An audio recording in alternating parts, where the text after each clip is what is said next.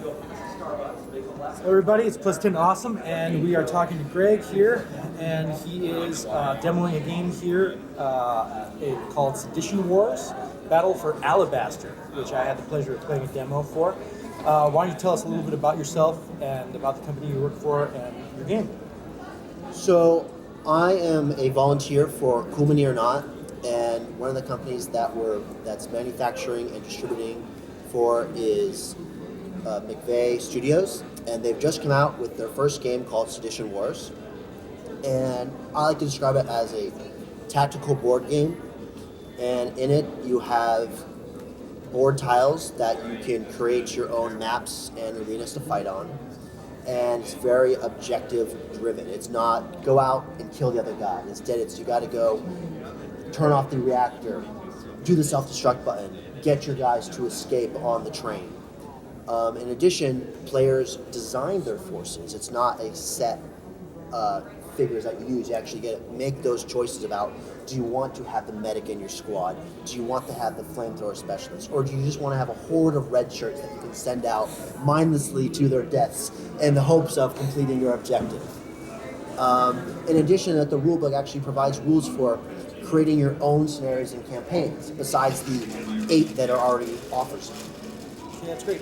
If you look at, we're going to have some video of this so you see it, but if you look at it just at a straight glance, it looks very reminiscent of games like Space Hulk, in the fact that you have the game tiles and miniatures on top of it. Mm-hmm. The gameplay is radically different. And like you said, it's you can make your own troops and like you can in a regular game of, let's say, 40K or whatever type of miniatures game you're talking about, and tailor fit your team to what you feel tactically will complete the mission that you're going after. Right.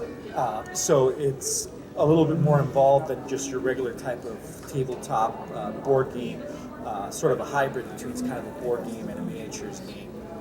Definitely.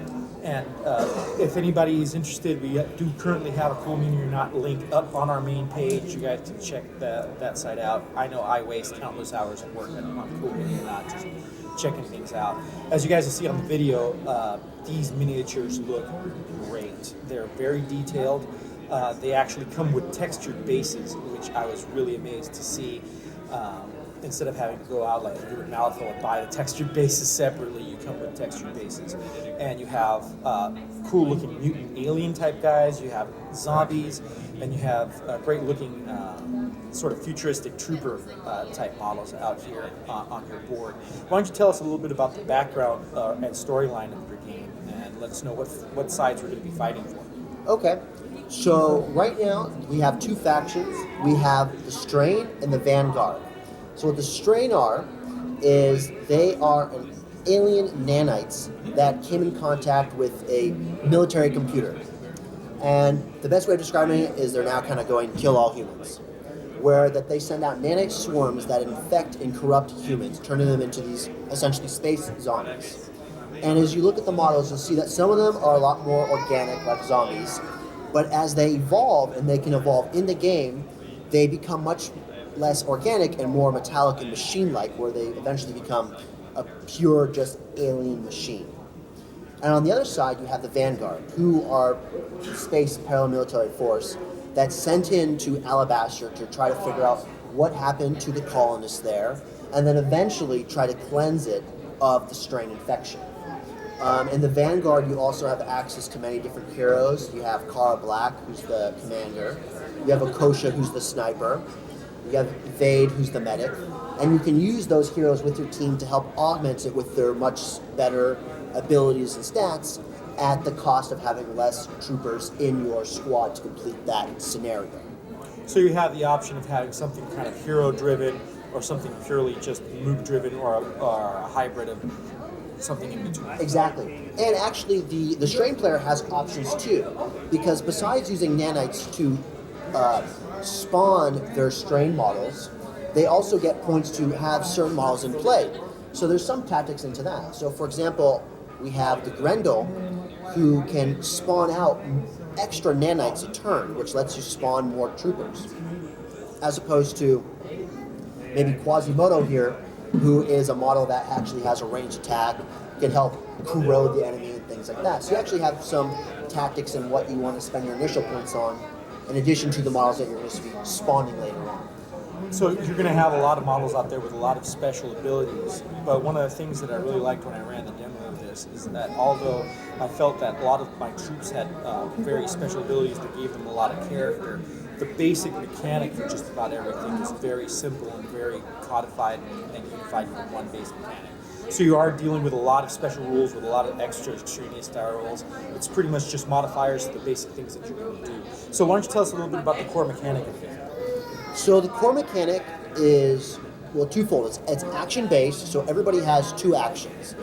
They can spend it on using movement or shooting. They could do both, and to use their special abilities. Then from there, what they have is attacking is essentially a 3d6 roll where you add the modifier of the weapon, and then you compare it to the defense of your opponent. If you exceed the defense, then you hit. However, every weapon has 2 stats. They have what's called the damage and then the staging. And what the staging is, every time you roll a 6, you get to roll an additional dice. And if you keep rolling 6s, then you keep rolling dice. And what you do is, if you hit, you apply the damage, and then for every staging, you apply what the staging number is. So, for example, the carbine on the basic trooper is a 5 damage, 2 staging. If you had hit and rolled 2 6s, you do 5 plus 2 plus 2, so you do 9 damage because he hit so well. So margin of success is actually a variable in damage Yes. in the game.